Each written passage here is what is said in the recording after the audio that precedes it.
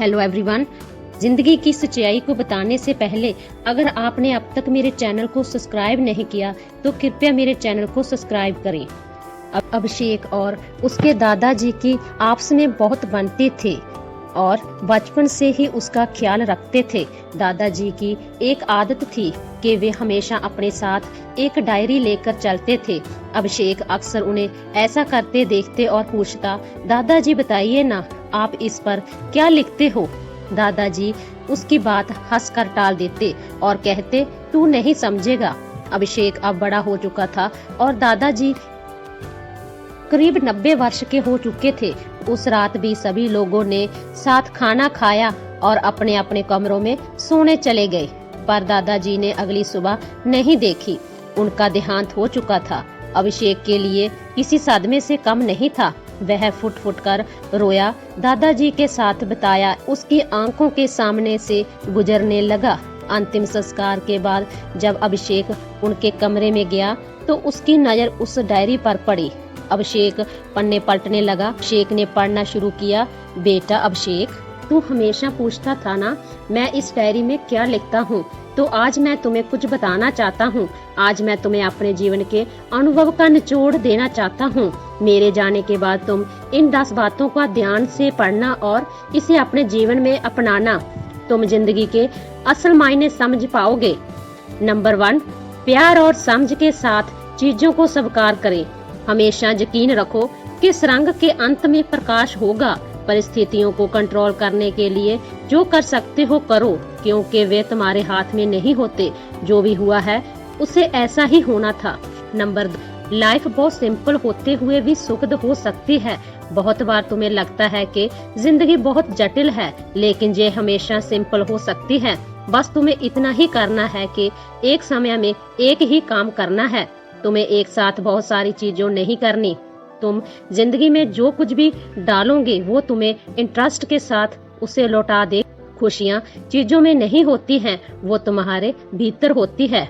Number 3, औरों के लिए खुद को बदलो नहीं, सिर्फ इसलिए अपने आप को बदलो क्योंकि तुम जैसे हो उस रूप में लोग तुम्हें अपनाते नहीं। तुम यूनिक हो। हमेशा वही बोलो जो तुम सचमुच अंदर से सोचते हो। जब तुम खुद से सच्चे रहते हो तब तुम दुनिया को सुंदर बनाते हो, वो सुंदरता जो पहले नहीं थी।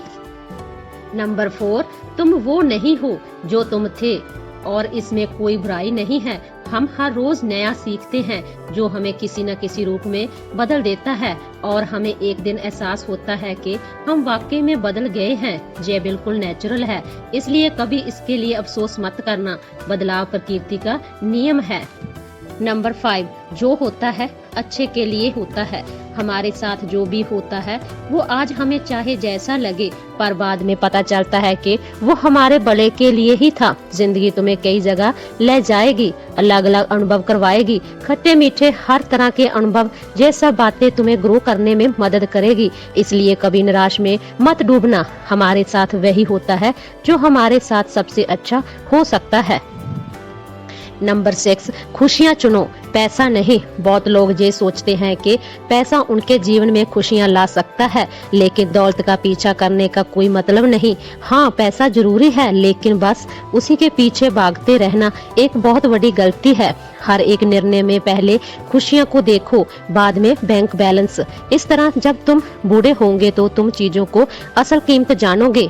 तब तुम समझ पाओगे कि जिंदगी की सबसे कीमती चीजें ऐसी होती हैं जिन्हें पैसा नहीं खरीद सकता।